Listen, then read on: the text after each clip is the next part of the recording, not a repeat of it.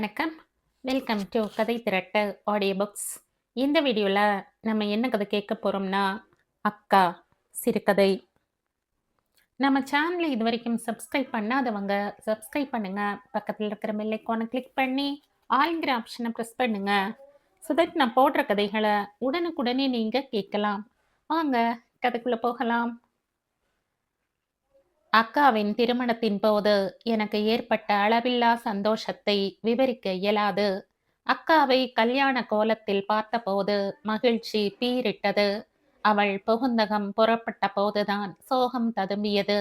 என்னை கட்டி அணைத்து தேம்பிய போது எனக்கு என்னமோ போலிருந்தாலும் கொஞ்ச நேரத்திலேயே நான் இயல்பு நிலைக்கு வந்துவிட்டேன். அக்காவின் கல்யாணத்திற்காக கொட்டகை போடத் தொடங்கிய போதே திருவிழாவின் உற்சாகம் வீட்டுக்கு வந்துவிட்டது. எங்கள் வீட்டில் முதல் திருமணம், அதுவும் அக்காவுக்கு திருமணம் என்பதால் எல்லோருக்குமே குதூகலம். எங்கள் வீட்டிலும் உறவினர் வீடுகளிலும் மட்டுமின்றி சுற்றுப்புறத்தில் இருந்த எல்லோருக்குமே அக்காவை ரொம்ப பிடிக்கும். ஒவ்வொருவரும் தாமே முன் வந்து தம்மால் ஆன கல்யாண வேலைகளை செய்தனர். கிராமத்தில் இருந்தவர்களில் பலரும் மாலை நேரத்தில் எங்கள் வீட்டுக்கு வந்து விடுவார்கள். தினம் தினம் இப்படி நம் வீட்டில் கல்யாணம் நடக்கக்கூடாதா என்று நான் ஆசைப்பட்டேன். பந்தல் போடுவதும் ஊருக்குள் சென்று மேஜை நாற்காலிகளை வாங்கி வருவதும் என்று பெரியவர்கள் வேலைகளில் ஈடுபட்டிருக்க அவர்களுக்கு ஒத்தாசை செய்வது கூட சிறு பிள்ளைகளான எங்களுக்கு விளையாட்டாக இருந்தது. என் சந்தோஷத்திற்கு இன்னொரு காரணம் வீட்டில் உள்ள எல்லோருக்கும் புது ட்ரெஸ் வாங்கியிருந்தது. முதல் தடவையாக எனக்கு ஒரு ஜோடி புத்தம் புது ஷூ வாங்கியிருந்தார்கள். கல்யாணத்தின் போது பட்டாசு வெடிக்கும் வேலையை என் அண்ணனிடம் அவன் விரும்பியவாறே கொடுத்திருந்தார்கள். நான் வெடிப்பதற்கு ஒரு பட்டாசு கூட அவன் தரமாட்டான் என்பதால் எனக்கு அவன் மேல் பொறாமையாக இருந்தது. ஆனால் எதிர்பாராமலேயே மிக பெரிய சரவெடியை வெடிக்கும்படி அவன் என்னிடம் கொடுத்தபோது அவன் மீது எனக்கு பாசம் பொங்கி வழிந்தது. அக்காவின் கல்யாண வேலை தொடங்கியதில் இருந்து திருமணம் முடிந்தவரை நான் சந்தோஷப்பட்ட பல தருணங்களை நினைத்து பார்க்கிறேன். அந்த மகிழ்ச்சி எல்லாம் மடிந்து இப்போது நெஞ்சத்தை பாரமாய் அழுத்துகிற கவலைகளை சொல்வதற்கு வார்த்தைகள் கிடையாது. எதனால் அப்படி நேர்ந்தது என்று எனக்கு புரியவில்லை.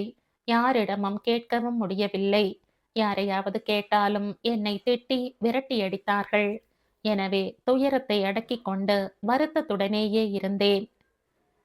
ஆனால் இன்று நான் கண்டதும் முன்னர் கண்டது பற்றி பல நாளாக யோசித்தும் இப்போது எனக்கு புரிய தொடங்கியது. அக்காவின் கல்யாணத்தின் போது எனக்கு 10 வயது. இப்போது 25 ஆகிறது. அப்போது என்னை குழப்பத்தில் ஆழ்த்திய விஷயங்கள் இப்போது மேல் எழும்பி என் மன வலியை அதிகரித்தன. அக்கா கல்யாணத்தினால் சந்தோஷம் தாண்டவமாடிய முகங்கள் திடீரென்று வெளுத்து போன தருணத்தை நான் நினைத்து பார்க்கிறேன். புகுந்த வீட்டில் அக்காவை பார்க்க நாங்கள் முதலாக சென்றதும் ஒரு வார்த்தையும் பேசாமல் எல்லோரும் திரும்பி வந்ததும் ஒருபோதும் என்னால் மறக்க முடியாது. ஏதோ இழவு காரியத்துக்கு போய் வந்தது போல் அந்த சம்பவங்கள் இருந்தன. திருமணம் முடிந்து புகுந்தகம் புறப்படும் நாள் அது. எல்லோருமே சந்தோஷமாக இருந்தனர். என்னை வீட்டில் விட்டு போவதாகத்தான் முதலில் தீர்மானித்திருந்தார்கள். புது ட்ரெஸ் புது ஷூ போட்டுக்கொண்டு நானும் வருவேன் என்று அடம் பிடித்ததால் என்னையும் கூட்டி சென்றார்கள். நான் வீட்டிலேயே இருந்திருக்க கூடாதா என்று பின்னர் பல சமயங்களில் எண்ணி பார்த்ததுண்டு. பயனற்ற எண்ணம். அக்காவுக்கு கொடுத்திருந்த சீர்வரிசை சாமான்களை வண்டியில் இருந்து இறக்கினார்கள். ரொம்ப கவனமாக அவற்றை கட்டி வண்டியில் ஏற்றியிருந்தோம். இறக்கும்போது தடாலடியாக செயல்பட்டதை கண்டு நான் வருத்தப்பட்டதும் நினைவுக்கு வருகிறது. சிவப்பு சேலை அணிந்திருந்த அக்கா கையில் தாம்பூலத்தோடு வணங்கி அம்மா அப்பாவை வரவேற்றாள். அப்போதே எங்கள் வீட்டில் யாரும் மகிழ்ச்சியாய் இல்லை என்பதை கண்டு கொண்டேன். வெள்ளை உரை போட்டிருந்த ஆசனங்களில் அமைதியாக போய் உட்கார்ந்தார்கள். அம்மா மெதுவாக அக்காவிடம் போனாள். இருவரும் உள்ளறைக்கு சென்றனர். நானும் உள்ளே ஓடினேன். அக்கா விசும்பிக் கொண்டிருக்க அம்மா கவலையோடு பார்த்து கொண்டிருந்தாள். என்ன நடக்கிறது என்றோ என்ன செய்வது என்றோ புரியாமல் அக்காவை கட்டி பிடித்து கொண்டேன். என்னக்கா இது என்றேன். என் கோபத்தை கிளறாத, ஓடிப்போ இங்கிருந்து என்று என்னை விரட்டினாள் அம்மா. நான் மெதுவாக நகர்ந்து கதவருகே நின்று கொண்டேன். அக்காவின் விசம்பல் நிற்கவில்லை. அம்மாவோ இரு கைகளையும் கன்னத்தில் ஊன்றிக்கொண்டு யோசனையில் ஆழ்ந்து விட்டாள். கண்கள் வலிக்கும் வரை இருவரையும் மாறி மாறி பார்த்து கொண்டிருந்தேன். அப்போதுதான் ட்ரெஸ்ஸிங் டேபிளை பார்த்தேன். ஓவல் வடிவ கண்ணாடி நொறுங்கி போயிருந்தது. கண்ணாடி துகள்கள் மேஜையிலும் தரையிலும் சிதறி கிடந்தன. ஒரு பவுடர் டின்னும் சில பாட்டில்களும் தரையில் கிடந்தன. அக்காவின் கணவர் எங்கே என திடீரென்று யோசனை வந்தது. கண்ணாடி உடைந்திருப்பது பற்றி அவரிடம் சொல்ல வேண்டும் என்று நினைத்து கொண்டேன்.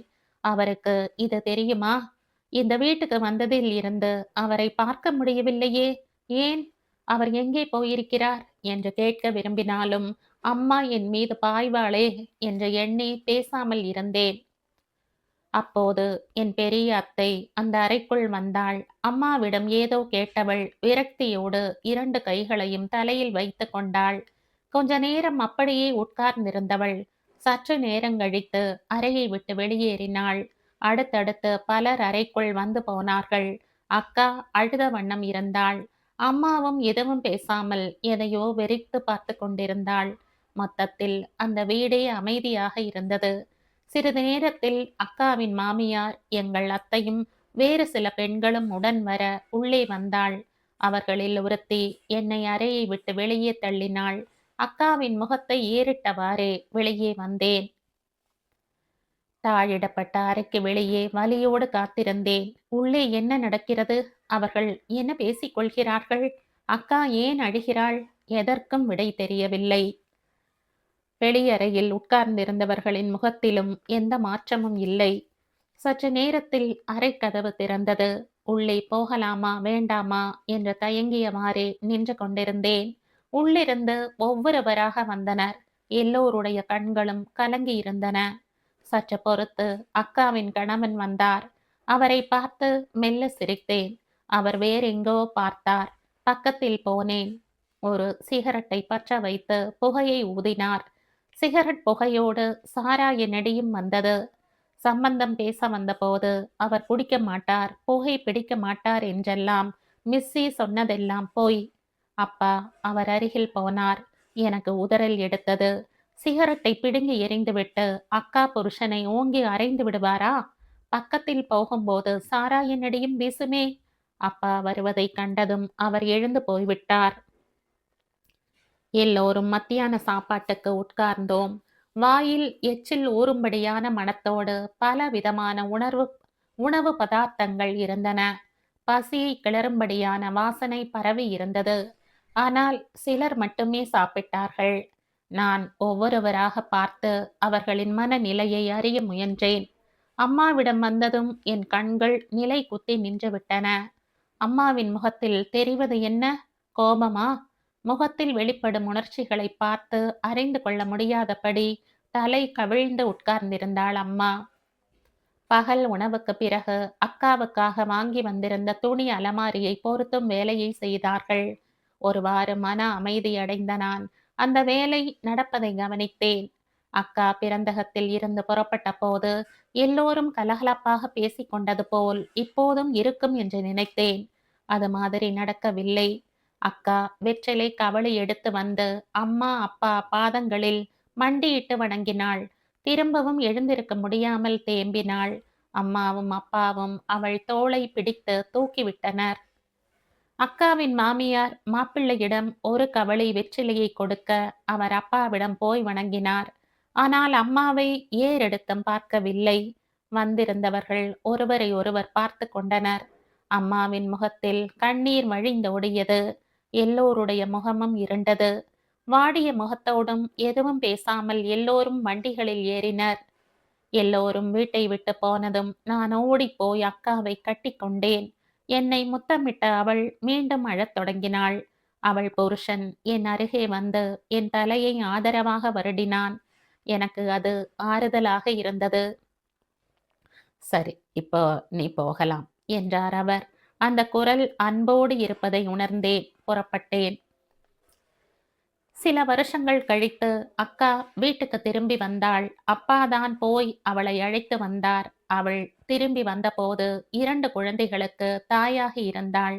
அவள் புருஷனிடமும் மாமியாரிடமும் ஏகப்பட்ட கஷ்டங்களை அவள் அனுபவித்திருப்பது எனக்கு புரிந்தது.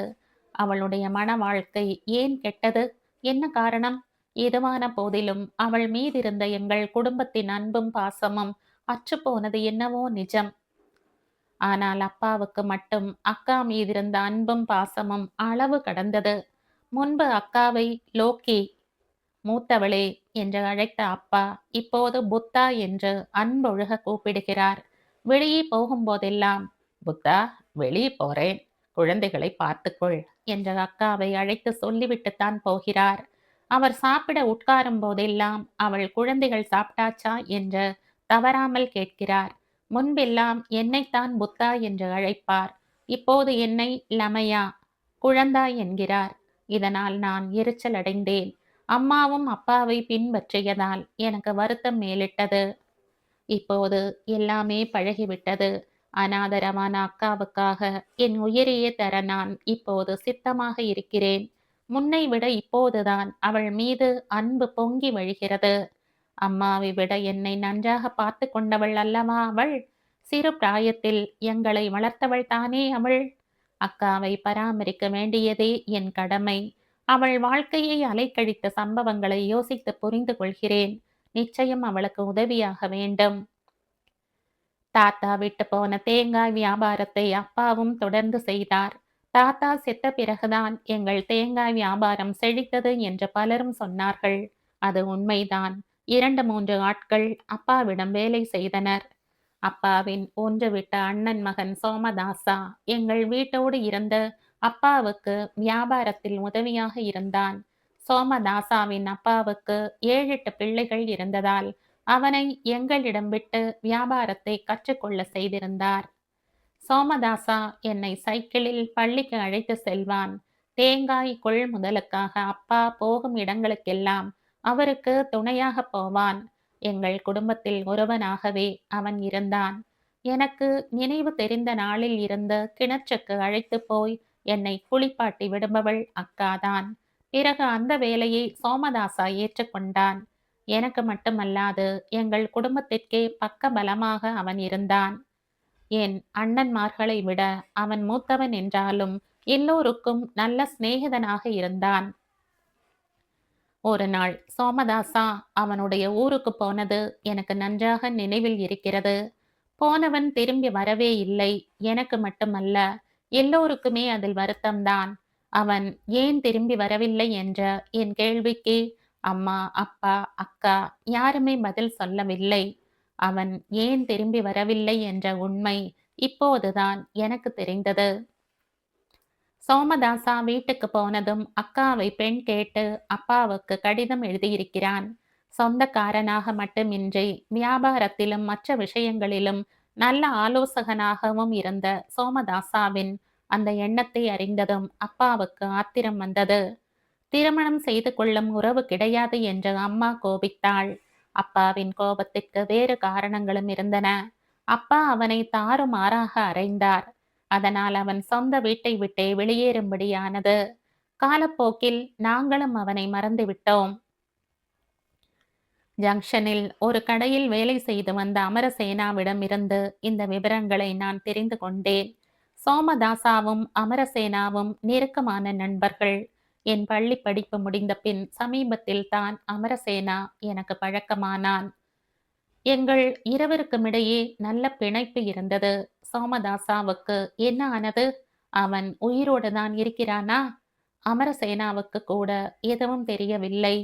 அக்காவுக்கு கல்யாணம் ஆனது பற்றி சோமதாசாவுக்கு கடிதம் எழுதியதாக கூறினான் அவன். அதற்கு பின்னர் கடித போக்குவரத்தும் நின்று விட்டதாம். எல்லாமே திடீரென்று நடந்துவிட்டன. இந்த சம்பவங்கள் குறித்து நான் அடைந்த உறுத்தல்களும் இப்போது மறைந்து விட்டன. எனினும் 2 சம்பவங்கள் மட்டும் இன்னும் என்னை உறுத்தி கொண்டிருக்கின்றன.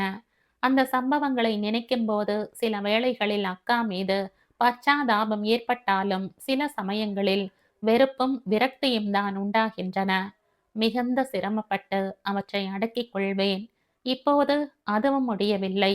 அந்த சம்பவங்கள் என்னை முள்ளாக குத்தி புண்ணாக்கிக் கொண்டிருக்கின்றன. அக்காவுக்கு ஆதரவளித்து பாதுகாக்க வேண்டும் என்று நான் தீர்மானித்த கணமே முதல் சம்பவத்தின் உறுத்தல் நின்றுவிட்டது. ஆனால் இரண்டாவது சம்பவம் இன்னும் என் மனதில் ஒளிந்து கொண்டு என்னை தொல்லைப்படுத்தி நிம்மதியை குலைத்து வருகிறது. அந்த 2 சம்பவங்களில் ஒன்று சோமதாசா சம்பந்தப்பட்டது. அந்த நாள் சரியாக நினைவில் இல்லை. பாதுல்லாவில் பெரியப்பா செத்து விட்டதால் அம்மாவும் அப்பாவும் இறுதி சடங்கில் பங்கேற்க சென்று விட்டார்கள். நானும் அவர்களோடு போய் இருக்கலாம். ஆனால் வீட்டில் இருந்து விட்டேன். அதற்கு காரணம் பெரியப்பா மீதிருந்த பயம்தான். அப்பா மீதே அவருக்கு கோபம் இருந்தது. பெரியப்பா ஒரு பள்ளியில் தலைமை ஆசிரியராக இருந்தார். தலைமை ஆசிரியர்களை பற்றி நினைத்தாலே எங்களுக்கு பிரம்படி கொடுக்க காரணம் தேடி அலையும் எங்கள் தலைமை ஆசிரியர்தான் ஞாபகத்துக்கு வருவார். இவரும் எங்கள் பெரியப்பா போலவே இருப்பார். பெரியப்பாவுக்கு எங்கள் அப்பா மீது மட்டுமல்லாது தாத்தாவிடமும் கோபம் உண்டு.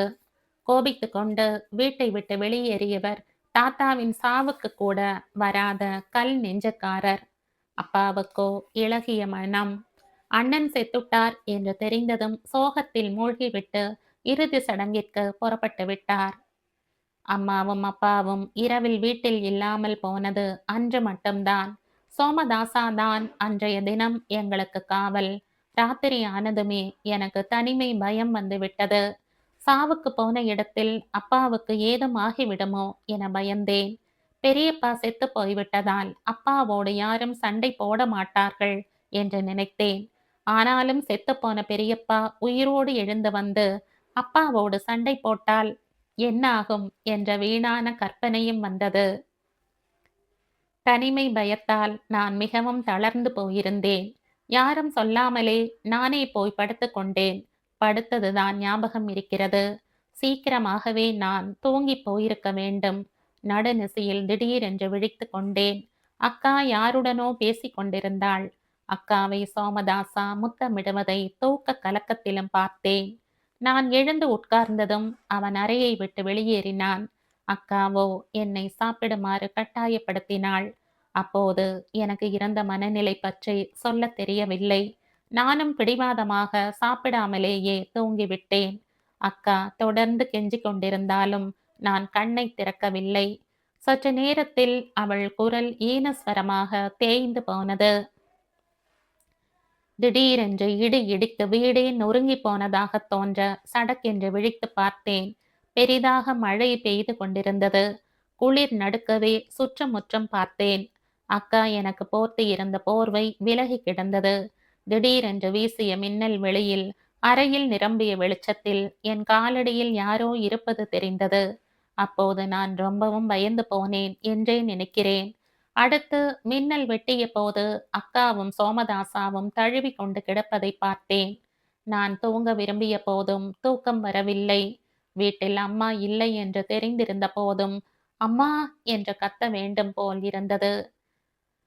காலையில் எழுந்ததும் அறையை விட்டு ஓடி வந்தேன். அக்கா சமையலறையில் சிற்றுண்டி தயாரித்துக் கொண்டிருந்தாள். அவள் தலையை வருடியவாறு பக்கத்தில் சோமதாசா உட்கார்ந்திருந்தான். ஒன்னும் சாப்பிடாம ராத்திரி தூங்கி இருக்க, அழுக்கு சட்டையோட பெட்ல படுத்தேன்னு அம்மா வந்ததும் சொல்ற. இதுக்கு முன்னாடி இது மாதிரி அக்கா பல தடவை சொல்லி இருந்தாலும் அம்மாவிடம் என்னை பற்றி புகார் சொன்னதாக எனக்கு நினைவில்லை. ஆனால் அன்றைக்கே அம்மாவிடம் நிச்சயம் சொல்லி விடுவாளோ என்று பயந்தேன். உள்ளே ஓடிப்போய் மற்ற அக்கா அண்ணன்கள் இருக்கிறார்களா என்று பார்த்தேன். அவர்கள் இன்னமும் இழுத்து போர்த்தி தூங்கிக் கொண்டிருந்தனர். அப்போது மழை பெய்து கொண்டிருந்தாலும் ராத்திரி அளவுக்கு பெரிதாக இல்லை. நான் திரும்பவும் கட்டிலில் போய் படுக்கவும் சோமதாசா வந்து என்னை சமையலறைக்கு தூக்கி சென்றான். அவன் பிடியில் இருந்து தப்பிக்க முயன்றாலும் நான் பலசாலி அல்லவே. அவன் மேல் எனக்குள்ளாக ஒரு விதமான கோபம் உருவாகி வளர்ந்து கொண்டிருந்தது. இருந்தாலும் அந்நாள் மகிழ்ச்சியாகவே கழிந்தது. நாம ராஜா தேங்காய்களை பறிப்போம் என்றான் சோமதாசா. பெரிய ராஜா தேங்காய் குலை ஒன்றை பறித்தான் அவன். நாங்கள் இப்படி ஏதாவது விளையாடும் போது எதிர்ப்பு காட்டுகிற அக்கா அன்றைக்கு எங்களை தூண்டி விட்டாள். அந்த மாலை பொழுதை எல்லோருமே மகிழ்ச்சியாக கழித்தோம். என் மனதில் இருந்த குழப்பங்கள் எல்லாம் மறைந்து விட்டன. மற்ற நாட்களை விடவும் அன்று நான் சோமதாசாவிடம் மிகவும் சிநேகமாக இருந்தேன். இரவு நெடுநேரம் கழித்துத்தான் அப்பாவும் அம்மாவும் திரும்பி வந்தார்கள். சாவு வீட்டில் நடந்தது என்ன என்று யாருக்கும் தெரிந்து கொள்ள விருப்பம் இல்லை. அப்பா நல்லபடியாக திரும்பி வந்ததை பார்த்ததே எனக்கு ஆறுதலாக இருந்தது. அவருடைய சோர்ந்த முகத்தை பார்த்து எல்லோருமே அமைதியாகிவிட்டோம். ஒரு பை நிறைய பேரிக்காய்களை அம்மா என்னிடம் நீட்டினாள். ஆளுக்கு ஒன்றாக கொடுத்துவிட்டு எஞ்சிய எல்லாவற்றையும் நானே எடுத்துக்கொள்ளலாம் என்ற ஆசையில் வேறு எந்த பிரச்சனையும் எனக்குள் எழவில்லை. அன்று இரவு தூங்கப் போகும்போது அக்காவையும் சோமதாசாவையும் நினைத்து கொண்டேன். ஆண்டுகள் உருண்டோடி விட்டன. நான் பெரியவனாகி விட்டேன். எனக்கும் அமரசேனாவுக்கும் இருந்த வயது வித்தியாசம் பெரிதாக தெரியவில்லை. நாங்கள் நல்ல நண்பர்களாகிவிட்டோம். அமரசேனா அடிக்கடி எங்கள் வீட்டுக்கு வந்து போனான். வீட்டில் நான் இல்லாவிட்டாலும் மற்றவர்கள் அவனை உபசரித்தார்கள். எங்கள் வீட்டின் முன்புற காம்பவுண்டை ஒட்டியிருந்த மாமரத்தில் தேன் கூடு ஒன்றிருந்தது. நாங்கள் யாரும் அதை பற்றி நினைக்கவில்லை. ஓர் ஆளை அழைத்து வந்து தேன் கூட்டை எடுக்க வேண்டும் என்றான் அமரசேனா. வந்த ஆள் பெரிய கருஞ்சுருட்டு ஒன்றை புகைத்து புகையை கிளப்பவும் தேனீக்கள் சிதறி பறந்து தேன் கூட்டு சிதறல்கள் கீழே விடத் தொடங்கியதும் அமரசேனா ஒரு கலயத்தை ஏந்தி அவை கீழே விழாமல் பிடித்தான். அக்கா கொண்டு வந்த தாம்பாளத்தில் தேன் அடைகளை மெல்ல வைத்தான். அக்காவுக்கும் அவளின் 2 குழந்தைகளுக்கும் வாயில் தேன் அடைகளை பிழிந்து அவன் தேனை ஊட்டியதையும் கவனித்தேன். எனது குழந்தை பருவம் முடிந்து விட்டது. பெரியவனாகிவிட்ட எனக்கு சில விஷயங்கள் புரிந்தன. அண்ணன்களும் சின்ன அக்காவும் திருமணமாகி தனித்தனியாக சென்று விட்டனர். அப்பாவின் வியாபாரத்திற்கும் மற்ற விஷயங்களுக்கும் நானே ஒத்தாசையாக இருந்தேன். எல்லாவற்றுக்கும் அப்பா என்னிடமே யோசனை கேட்டார். அதனால் நான் இன்னும் பொறுப்புள்ளவனாக இருக்க வேண்டும் என்று புரிந்து கொண்டேன். தேன் அடை எடுத்த தினத்தில் நடந்த சம்பவங்களும் அமரசேனாவின் சில நடவடிக்கைகளும் எனக்கு பிடிக்கவில்லை. ஜங்ஷனுக்கே போய் இனிமேல் வீட்டு பக்கம் வராதே என்று அவனிடம் சொல்லிவிடலாமா என்று யோசித்தேன். மெல்ல அவன் பழக்கத்தை குறைத்து கொண்டேன். அவன் அடிக்கடி வராமல் இருந்ததே எனக்கு பெரிய நிம்மதியாக இருந்தது. ஒரு நாள் தேங்காய் கொள்முதலுக்கு பணம் கொடுப்பதற்காக பக்கத்து கிராமத்துக்கு போய்விட்டு திரும்பும்போது நேரமாகிவிட்டது. பிராம்பியை சந்தித்து தேங்காய்களை கடையில் கொண்டு வந்து தரும்படி சொல்லிவிட்டு வயல் வழியாக குறுக்கு பாதையில் வந்து கொண்டிருந்தேன். இருட்டாக இருந்தாலும் அந்த வழி எனக்கு பழகி இருந்ததால் வேகமாகவே வீட்டுக்கு வந்து விட்டேன். இருட்டாக இருந்ததாலும் ராக்குருவிகளின் கிரீச் சத்தத்தாலும் என் நடை வேகமாகியது. தோட்டத்தில் புழக்கடையில் இருந்த வைக்கோல் கொட்டகையில் ஏதோ அரவம் கேட்கவும் சற்றே நின்றேன். கொட்டகைக்குள் எட்டி பார்த்தேன். 2 பேர் இருக்கிறார்கள் என புரிந்து கொள்வதில் சிரமம் ஏதும் இல்லை. அந்த 2 பேர் அக்காவும் அமரசேனாவும் தான் என்பதிலும் சந்தேகமில்லை. கோபம் அளவு கடந்து வந்தாலும் என்னால் ஒன்றும் சொல்லவோ செய்யவோ முடியவில்லை. பேசாமல் விரைந்து வீட்டின் முன் பக்க வராண்டாவுக்கு வந்தபோது யாரோ ஒரு ஆள் வேலியை தாண்டி போய்க் கொண்டிருந்தான். கையில் இருந்த டார்ச் லைட்டின் வெளிச்சத்தை அந்த பக்கம் திருப்பினேன். அமரசேனா தலை குனிந்தவாறு நடந்து கொண்டிருந்தான். உள்ளே சமையல் கட்டில் இருந்த குட்டை பெஞ்சின் மீது அமர்ந்து அக்கா தன் 2 பிள்ளைகளுக்கும் சாப்பாடு ஊட்டி கொண்டிருந்தாள். இதுவரை இல்லாத அளவுக்கு அக்கா மீது மிகவும் இரக்கமாயிருந்தது. நான் அவளை நெருங்கவும் அவள் என்னை ஏறிட்ட பார்வையில் வெளிப்பட்ட கெஞ்சலும் அனாதரவும் என் இதயத்தை கிழித்தன. அந்த பார்வை அவள் கல்யாணம் கழிந்து அவள் மாமியாரும் மற்ற பெண்மணிகளும் என் அம்மாவிடம் பேச வந்தபோது அக்கா வெளிப்படுத்திய பார்வையை ஒத்திருந்தது.